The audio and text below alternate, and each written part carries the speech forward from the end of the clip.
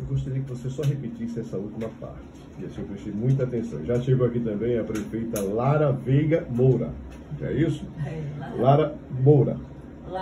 Pode ser Lara Moura, mas é Lara Adriana Veiga Barreto Ferreira. Só não tem Lara Adriana Veiga Barreto Ferreira. Enfim, é uma outra mulher extremamente forte e atuante, que governa uma cidade há quase 8 anos. Eu estou no terceiro mandato. Terceiro mandato. Então são quase 12 anos. E ela vai trocar experiência com a gente aqui também. Agora, Andressa, você me disse, você está nos dizendo que a sua mãe ficou grávida aos 17 anos. Sim. E ela fez um compromisso consigo. Qual foi o compromisso que ela fez com ela mesmo? De que isso só aconteceria com os filhos se fosse por opção. Mas por falta de orientação e educação. Não. Exatamente. E a partir daí ela passou a orientar. Isso. Então eu sempre fui aquela menina que na escola andava com um livro sobre sexualidade, apropriado para a idade. Sim. Mas eu tinha então... Que idade? Você lembra? Olha, quando a adolescência chegou mesmo, eu sempre tinha essa liberdade em casa de conversar e de ler sobre o assunto. Apropriado. Mas, por exemplo, eu tenho uma filha de 7 anos, na pandemia estava com uns 4 anos, né? E a gente já trabalhava, eu tenho 3 filhos, né? Mas ela é a mais nova, a gente já conversava sobre orientação sexual. Mas como, Andresa? A gente fazia a boneca Lara, o nome dela é Lara também, então eu fazia a boneca Lara, sua xará. E aí, fazendo o contorno do corpo dela, e eu dizia, Lara, onde ficam os olhos, onde fica a boca, onde fica o peito, onde fica a vulva? E a gente ia conversando sobre isso, e ela ia identificando na boneca as partes do corpo. Isso é educação sexual. E a gente aproveitava para falar, isso aqui é uma região íntima, não é todo mundo que pode mexer. E a gente, de alguma forma, já começa a orientar a criança sobre o abuso sexual. Então, a gente não pode ser omisso, né, a nada disso. Então, existe sim uma linguagem que tem que ser apropriada a cada criança, porque você não pode simplesmente chegar e jogar uma demanda no colo de uma criança. Ela tem que vir com a demanda, mas o conhecer do corpo, onde fica o pé, onde fica a mão, onde fica o olho, onde fica o nariz, onde fica a vulva, onde fica o peito, onde fica o bumbum, a criança precisa já saber. E precisa saber por uma pessoa que ela tenha extrema confiança, que a proteja. Exatamente. Né? Ou seja, para que ela tenha consciência. Exatamente. A educação sexual começa exatamente nesses primeiros passos. Exatamente. E aí a gente precisa deixar claro para a criança que criança não tem nenhum segredo com adulto. Inclusive a gente tem que parar com essa mania de ficar falando, mas olha, isso é um segredo nosso. Porque criança não tem segredo com adulto. Não, entende? A gente tem que ter esse olhar. E isso vem de Por que a gente nunca quer conversar sobre essas coisas? Porque ninguém conversou com a gente. Nós não recebemos isso. Não. Tabu, né? É muito tabu. Se eu não recebo a orientação sexual, isso é uma coisa importantíssima. Homens e mulheres, meninos e meninas. A esmagadora maioria não recebe a orientação. Não recebe. E vai aprender, na maioria das vezes, de forma completamente equivocada. Sim. A educação vem do filme pornô, muitas vezes, né? O menino, principalmente, tem uma liberdade, porque ele pode tocar no falo. Então, ele entra no banheiro e pode fazer o que quiser. Mas ninguém diz o que é esse que quiser. Aí, ele vai buscar onde? Na internet. Hoje é muito mais fácil. É muito mais fácil. Exatamente. Vai falar, Exatamente. Na nossa época já existia, só que a gente tinha mais dificuldade. Tinha que ir na locadora e era aquela coisa, não sei o que, e vai, não sei o que. Era né, Os uma garotos operação. ficavam ansiosos para completar 18 anos para ir ao cinema. Para assistir um filme pornô. Exatamente. Sério? Os filmes, a censura é 18 anos. Então você com 17, ou você tentava entrar mostrando que tinha, ou tinha que ter 18. E o porteiro lá, cadê sua identidade? Não pode entrar. E voltava. E ficava frustrado. Exato. Porque nós queríamos assistir. Isso. E assistir para quê? Para aprender, para fazer com as namoradas. Eu tô chocada que tinha cinema. Mas tinha. Aqui era Caju, era o Cine Rio Branco. Exatamente. Cine Rio Branco. Era um filme específico sobre. Não, eu fiz um trabalho sobre o filme Rio Branco na faculdade. Fiz um trabalho. Fui lá, conheci o cinema. É fantástico, assim. Era o que tinha naquela época. E era a hora de ter a educação sexual. Era como se o menino entrasse na adolescência e a testosterona virasse um hormônio que fazia pá, virava a chave. Aí ele já sabia tudo. Andresa, porque na sua concepção você é profissional, como você já falou, estudou, fez faculdade, ninguém está falando aqui por falar ou algo do tipo. Não, você tem todo um estudo. Por que é tão tabu falar sobre sexo? Porque há esse tabu tão forte, principalmente para as mulheres, que são mais censuradas a falar sobre sexo. Sim, porque, veja, o lugar que a gente se sente mais seguro é nos braços dos nossos pais. Se eles não falam. A visão de sexualidade é uma visão muito feia, muito suja, do que não pode. Quando, na verdade, sexualidade é algo sagrado. Porque quando um homem e uma mulher se juntam, isso é tão sagrado que pode gerar uma vida. Então, como é que a gente vai olhar para esse lugar de uma forma tão feia? Isso é sagrado. E quando a criança, ela tem educação sexual, ela tem, inclusive, autonomia para dizer a hora que ela vai começar. Porque ela já sabe que está ali. Então, hoje a gente tem várias pesquisas, tanto no Brasil como nos Estados Unidos, em várias universidades, que falam que a criança que tem a educação sexual, que vem da escola e de casa, elas demoram muito mais para iniciar a vida sexual. Porque não vira aquela coisa, meu Deus. Porque uma coisa é a minha mãe me dizer o que é a vida sexual. Outra coisa é o meu namorado, que tá doido para iniciar dele. Sim. Entende? Sim. Então são coisas diferentes. E quando a mulher, a garota, ela tem essa formação, essa informação de berço, ela tem controle sobre a sexualidade dela. Exatamente. Exatamente. Então, assim, a gente busca, através da educação, né, trazer uma visão diferente da sexualidade. E eu tô falando, eu atendo com muitos casais, né, e eu vejo, inclusive, o sofrimento deles quando os filhos entram na adolescência. Porque eles não conseguem ter esse manejo de conversar. É um tabu, é um tema que você não conversa. É muito velado, exatamente. E não é diferente nas lojas de produtos eróticos. Você vai me falar daqui a pouco, eu sou borboletário. Tenha calma. Tenha calma. Nós estamos falando, Duda, de uma geração. Você tem 40 e poucos anos. 43. Eu tenho 55. Nós estamos falando. Aí quando a gente fala sobre Cine Rio Branco, maior de 18 anos, filmes pornôs. Aberto, sim. Era um filme, mas para maior de 18 anos. Em casa, nas TVs, você não via beijo. Era proibido. Mas no cinema era permitido. No cinema era permitido. E a grande aflição é a gente completar 18, sabe, Lara? Para ir ao cinema. Para você aprender. Porque eu, no meu caso, eu perdi meu pai com 10 anos de idade. Eu não tive a oportunidade de ter dele essa educação. Tem uma referência masculina. Masculina, referência masculina. Então, pela morte dele, eu não tive. Então, como é que você aprende sobre sexo? É com o colega mais velho, ou você busca, você sai buscando por aí. E na maioria das vezes, o que você recebe, acabamos de noticiar aqui, uma criança de 11 anos, sai de casa, passa 3 dias fora de casa, estava na casa de uns amiguinhos. Volta, a mãe dá uma bronca, desesperada, porque não sabia onde estava. 11 anos. 11 anos. Algum tempo depois, faz o exame, ela está grávida. 11 anos. Quantas crianças a gente não encontra grávida de 11 anos? Qual é a informação que essa criança tem dos pais? Nenhuma. Porque não se conversa sobre sexo. É impressionante. Eu fiz um comentário aqui outro dia sobre o aborto. E se é contra, se é a favor, enfim, eu não vou entrar nessa seara, porque quem tem que discutir isso são as mulheres, mas que os homens têm que ter responsabilidade, que a mulher não engravida sozinha, pela educação sexual. Cabe ao Estado formar cidadãos e cidadãs educados sexualmente. Não estou discutindo religiosidade, que é outra coisa que atrapalha muito. Não se conversa sobre sexo. Existe uma visão muito errada, assim, da sexualidade, né? É como se o mundo resumisse a sexualidade ao sexo, e o sexo é só um pedacinho da sexualidade. A sexualidade é a área do prazer da gente. Então, por isso que as áreas erógenas... E ela vem, viu?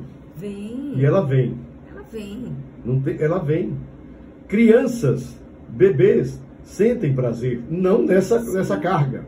Né? É porque é um tema muito complexo, a gente fica até receoso, sabe, Lara? De dizer uma coisa dessa. Como assim, Mafra, dizer que criança tem prazer? Mas tem, sim, é do ser humano. Ela nem come. A gente só faz o que dá prazer. Então, por exemplo, o que é sexualidade? É a forma como o corpo pulsa. Então, se o corpo pulsa pedindo comida, você vai e come, você sacia com prazer. Exatamente. E aí você sente prazer. Quando você tá com frio e você veste um casaco, você sente prazer. Tudo isso é sexualidade. E não é diferente no sexo. O corpo pulsa. E o sexo, ele é uma ferramenta de saúde que é incrível. Todos os benefícios que o sexo traz para o corpo é uma coisa fora do normal. Né? Hoje, a doença do século é o estresse. Não tem ferramenta melhor do que o sexo para diminuir o estresse. Então... São 7 horas e 2 minutos. Você me dá 2 minutinhos, claro, para que eu vá aqui ao intervalo. Ela vai nos explicar o que é o borboletário. Mas a conversa evoluiu aqui para um tema que é extremamente importante de ser discutido. Tem muita confusão, né? Tem que ter sexualidade na escola. Não sei. Não sei se a escola é o ambiente. Não sei se seria um ambiente para você tratar sobre isso. Acho que esse tema sexualidade tem que ser tratado dentro de casa. Dentro de casa. Eu também acho. Estou certo. Porém, precisa ter um complemento escolar também. Ponto. Eu lembro mais que científico, né? Pronto. Eu lembro que eu quando era adolescente, eu estudava no CCPA e a gente tinha alguns encontros de adolescente. E aí sempre ia uma psicóloga conversar com a gente sobre as questões de sexualidade. Eu lembro dela, até uma atividade que ela fazia, que ela enchia a camisinha e passava vaselina, aí a camisinha estourava, aí ela vinha com o lubrificante, passava e a camisinha não estourava. Então, são coisas que a escola pode sim abordar. Porém, as escolas hoje estão fugindo por conta da questão de gênero. Isso. Eles não querem entrar nessa questão, porque vai desagradar os pais, existem várias pessoas com várias cabeças, né? E aí a escola faz a opção de não vou entrar nessa fica mais seara, omissa, exatamente. Sabe? Você me prevenir aqui, porque daqui a pouco vai surgir uma série de versões, de fatos, e acaba atrapalhando aquilo que é essencial, que é a educação. Exatamente. É? Mas assim, Eu já fiz até alguns encontros em algumas escolas, mas muito pontuais, onde a gente conseguia trazer os adolescentes e os pais, só que em momentos diferentes. Aí é perfeito. Porque é como se você encaixasse as duas peças. Porque os pais também não têm essa educação. Não tem. Então isso é fundamental, esses encontros, né? Mas realmente a escola está cada vez querendo ficar mais distante disso, porque qualquer coisa vira uma super polêmica, né? Vira. Nós temos agora uma polêmica registrada. Exatamente. Uma escola que fez um trabalho e o deputado federal Rodrigo Valadares foi para as redes para criticar, para esculhambar e tudo, ou seja, isso tornou-se uma celeuma grande. E uma coisa, veja, era um trabalho sobre Rita Lee, né? Sobre Rita Lee, nada a ver com nada demais. De mas os gênero, meninos estavam vestidos de mulher. Gente, quantas pessoas se vestem na Cajurana pro carnaval e tá tudo certo? Então. Isso, pelo amor de Deus, agora para falar de uma artista, para estudar sobre ela, pesquisar, para demonstrar a arte dela, isso não pode, pelo amor de Deus, né? Tanto que ele retirou a publicação das redes sociais, a escola se posicionou, porque se mancha a imagem da escola, da instituição, Exato. Que não tinha nada a ver, não estava abordando aquele tema, não estava trabalhando sobre questão de gênero, estava trabalhando uma atividade cultural. Outro contexto, gente. Totalmente diferente. É preciso ter responsabilidade. Nós estamos conversando. Você é terapeuta de relacionamento, sexualidade, especialista em sexualidade humana. Ok. Eu tomei conhecimento, prefeita Lara, da história de Andresa através da Isa, que é arquiteta. Sim. A Isa Paz. E ela me falando da peça, do trabalho dela, ela disse, olha, o que eu gosto de fazer é que o meu trabalho não seja reconhecido por Isa. Ele tem que ser reconhecido pela cliente. Eu disse, como assim? Mas o arquiteto geralmente faz questão de só, aquilo é obra de fulano de tal, é obra... Ela disse, não, comigo não. Comigo eu quero que as pessoas cheguem e digam, aqui é obra minha. E ela citou o exemplo do borboletário. Isso. Eu disse, o que é? Você conhece o borboletário? Eu disse, não. O que é o borboletário? Leve a Andresa para explicar o que é o borboletário. E aí eu gostaria que você agora nos explicasse o que é o borboletário. São 7 horas. Vamos lá. O borboletário é uma boutique íntima, né? É uma loja onde a gente lida dentro da loja, a gente trabalha com produtos eróticos. Porém, a abordagem é focada na sexualidade. Então, o que normalmente a gente vê no mercado de produto erótico? As lojas, elas se inspiram no filme pornô para vender os produtos eróticos. Elas são vermelha e preta e tem aquelas perninhas assim balançando, né? Normalmente. E eu olhei para a Isa e disse, Isa, veja, eu não acredito nisso. Acho importantíssimo a presença dos produtos eróticos, dos toys, de produtos que trabalhem o cuidado íntimo, porque a gente tem uma linha de cuidado íntimo e autocuidado e tudo mais, mas eu quero fugir de tudo isso. Então apague da sua cabeça toda a referência que você tem de sex shop e a gente vai para uma boutique íntima, onde aqui as pessoas precisam vir para ter prazer e o prazer precisa começar na hora que ela entra e se sente bem. Então eu tinha uma preocupação enorme, porque a gente fez algumas pesquisas e eu, por exemplo, sou frequentadora de sex shopping há muitos anos. Eu sempre fui com minha mãe no sex shopping. E desde adolescente a gente ia, né? 18 anos eu já estava indo com minha mãe pro sex shopping, minha mãe que me deu meu primeiro toy para eu me conhecer e etc e tal. Mas era aquela coisa que a gente não podia nem ser vista lá dentro. A própria dona fazia assim. E a gente ficava assim, meu Deus do céu, né? Aí eu disse, calma, vamos lá, eu não quero nada disso, eu quero que a pessoa venha. E eu, como frequentadora de sex shop, quando eu ia muito, eu ia 4 vezes no ano. E eu era uma cliente VIP. Eu disse, meu Deus do céu, eu vou fazer uma loja para a pessoa vir 4 vezes no ano, se for VIP. E com medo de ser vista. E a gente fez algumas pesquisas e a gente via que as pessoas usam como um ponto turístico. Vai no sex shop para dizer que foi uma vez e nunca mais volta. E eu não queria isso para um lugar que eu estava colocando amor e que era para falar de uma área de prazer e de amor. Então, a gente começou a montar o borboletário para que as pessoas cheguem lá e elas se sintam acolhidas de verdade. E hoje eu tenho clientes que elas vão toda semana lá. Eu tenho clientes que vão levar o filho na escola, que é vizinho, e fica fazendo hora no borboletário, tomando um cafezinho no nosso futon, que é um lugar fantástico. Essa história do futon. O que é o futon? O futon é um espaço, né, como se fosse um tablado, onde a cliente ela chega, ela senta e ela tem um espaço para conversar sobre um assunto que ninguém conversa, que muitas vezes é uma dor do próprio relacionamento que ela está passando, porque é muito comum as pessoas entrarem numa loja de produto erótico e falar assim, eu preciso salvar o meu casamento. E aí elas querem levar a loja inteira. E a gente tem a orientação de dizer, calma, respira. Vamos ver o que está acontecendo.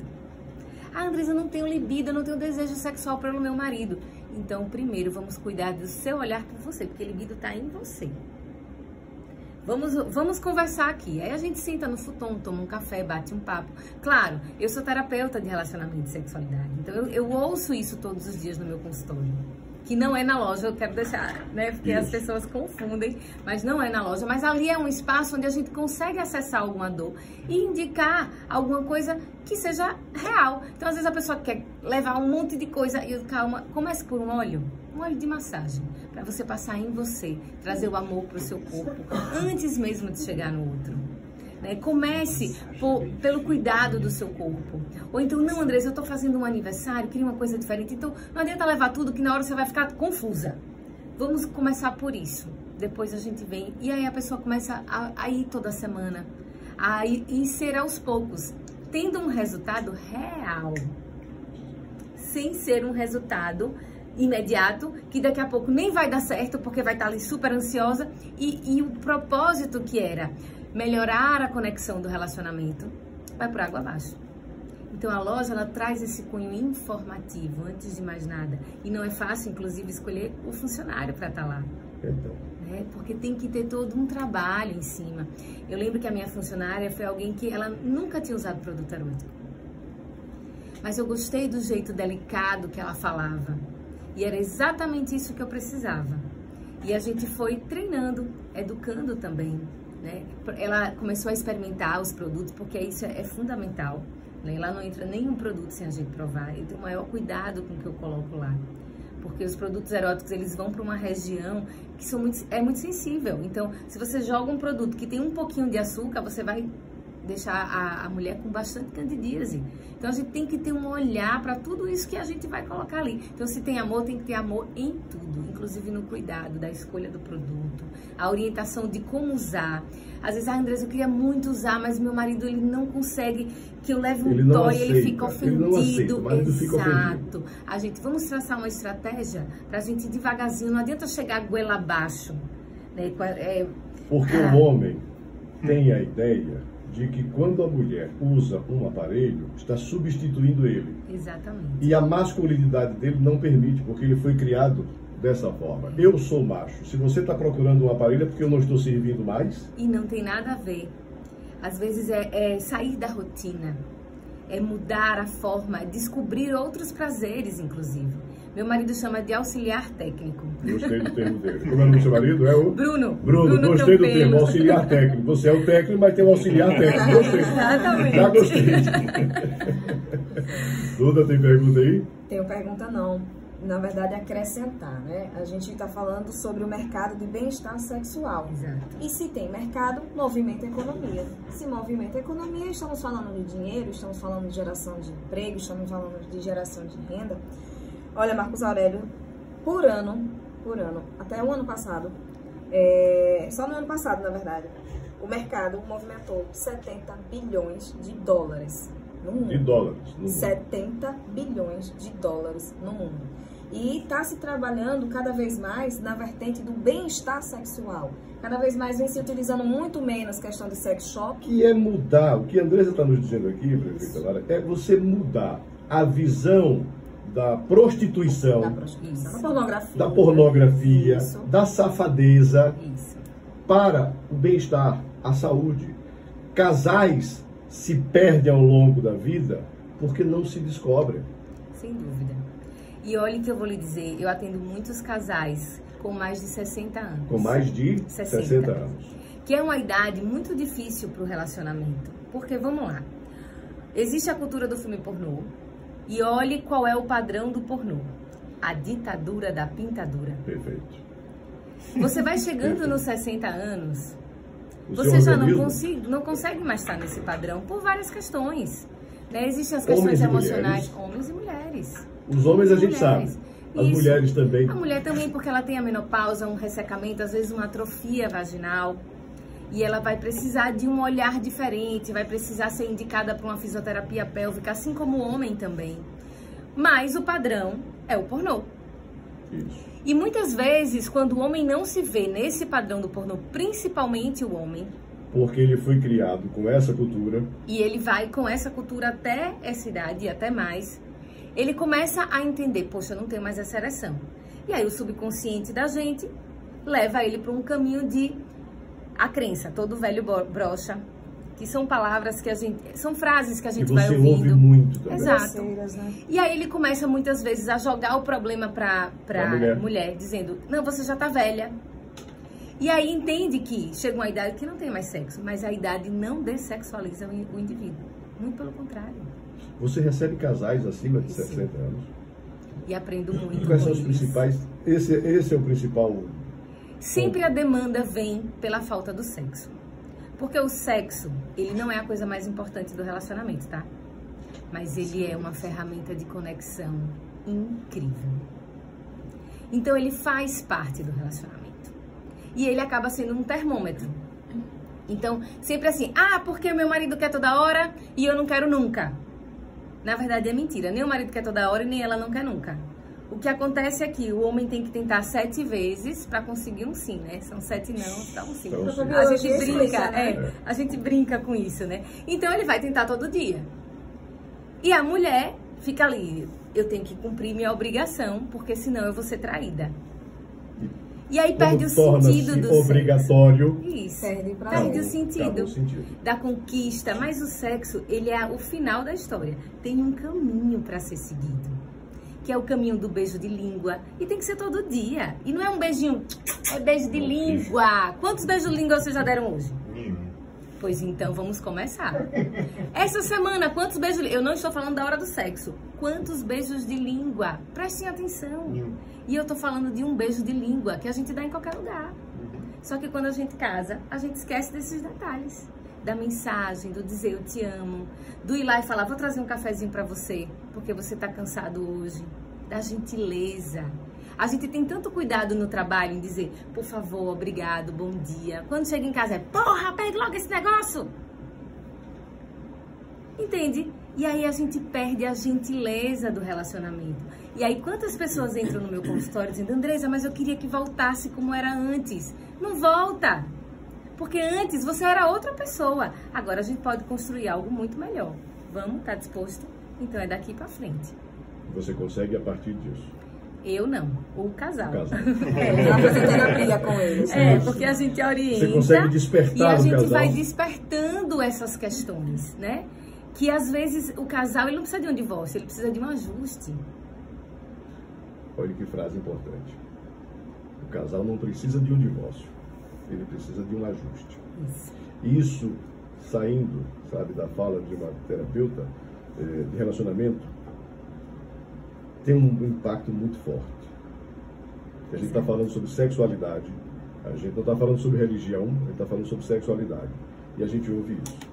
O casal não precisa de um divórcio, ele precisa de um ajuste. Exato. E o ajuste não é uma coisa do outro mundo, são em detalhes. Conversa. É um diálogo bem feito, sem você querer ter razão, e sim ser feliz, né? Porque o diálogo precisa ser assertivo, então você precisa ir sentar. Mas eu te disse, tá vendo? Não, é muito mais sobre escutar e entender o outro do que necessariamente ter uma resposta para o outro. O borboletário fica onde? Fica na 13 de julho, né? Fica ali, bem próximo a Pandoro, entre a Lupo e o Kumon, na rua Euclides Paz Mendonça, mas a entrada é na Teófilo Otoni. É uma loja linda, é um borboletário mesmo, é um jardim a loja, que a gente fala que a gente prepara os jardins para as borboletas entrarem. Vale muito a pena conhecer, pela proposta, pela delicadeza. Quem vai uma vez não deixa de ir. Ama o nosso café, por isso que a gente trouxe para vocês o café da Lute, né? A gente fez questão de colocar um café sergipano. A Lute é uma fábrica sergipana. Maravilha. Então a gente fez questão. E é de primeira, né? Uma fábrica que ela tem um cuidado com o café. Então a gente, quando conheceu, e a marca da Lute é uma borboleta também, né? Então a gente fez questão de unir essas coisas e colocar um café de qualidade na loja, para que as pessoas cheguem e sintam, o café acolhe, né? Então a gente senta, toma um cafezinho ou um cappuccino, tem uma recepção diferente, tá? Sobre ouvir o que você está precisando, qual é a sua necessidade, né? Antes de sair empurrando qualquer coisa, esse esquenta, esse esfria, esse treme, não. Qual é a sua sensação? As pessoas podem provar os produtos, ninguém leva sem provar. A gente vai comprar uma roupa, a gente não leva sem provar. E assim também é em todo mercado de cosmético íntimo lá na loja. Você pode provar qual é a sensação. Porque a sensação que é boa pra mim pode não ser pra você. Então vamos testar pra gente ver. Tem alguns produtos que a gente testa na boca, outros a gente pode testar no próprio local mesmo e tá tudo certo. Para seguir o borboletário é @... borboletário boutique íntima. Sim. E aí pode seguir que a gente vai estar lá dando 1000 dicas. Pra seguir. São 7h25. Teríamos assunto aqui para conversar. Deixa eu fazer tá só uma aqui. pergunta lá rápido. Vá. Pois não. A primeira vez que estou vendo com você e Duda aqui. E quando o homem tem que fingir para dar prazer? Isso é péssimo. É péssimo para o homem e é péssimo para a mulher, porque a verdade é algo que é ímpar, né? E quantas mulheres, inclusive, eu atendo que passam 20 anos casadas e não sabem o que é um orgasmo. E o marido jura de pé junto que ela tem um orgasmo. E é a mesma dor que o homem sente, né? O que está faltando? E para o homem é mais difícil ainda. É por conta da masculinidade que é colocada na cabeça do homem, como a obrigação do homem ter que ser viril, tem que saber o que é o prazer. Afinal de contas, ele pode ir pro banheiro conhecer o corpo dele e eu não. E não é. O prazer que é meu, eu que tenho que dominar ele, né? E a mesma coisa. Agora, veja como é. Faz sexo e precisa mentir um orgasmo. Então, cadê o diálogo sexual? Isso aqui é fundamental para virar essa chave. Para poder a coisa fluir. Porque como é que você vai saber o que me faz bem se eu tô fingindo o tempo inteiro? Por que não conduzir esse caminho? Né? Mas para isso precisa de autoconhecimento. E aí... todo um processo, né? É um processo grande. Obrigada. Muitíssimo obrigado por sua participação conosco, sabe? Esse é um tema que precisa ser muito discutido dentro de casa, e você falou com razão. As escolas também precisam se preparar para acolher isso. Mas com responsabilidade, sabe, com seriedade. Estamos no Outubro Rosa lá na loja, que é outra demanda que sofre demais. A mulher, quando passa por um processo oncológico, ela tem um ressecamento vaginal e ela sente dor. E às vezes o médico não abre esse caminho para ela. Simplesmente porque não, ela tá ali brigando pela sobrevivência, sendo que a sexualidade é uma energia sexual, né? É vital. Então, tudo isso precisa ser. E aí, eu lembro que o ano passado a gente fez um evento com a Vozes lá na loja, a gente faz muito evento na loja.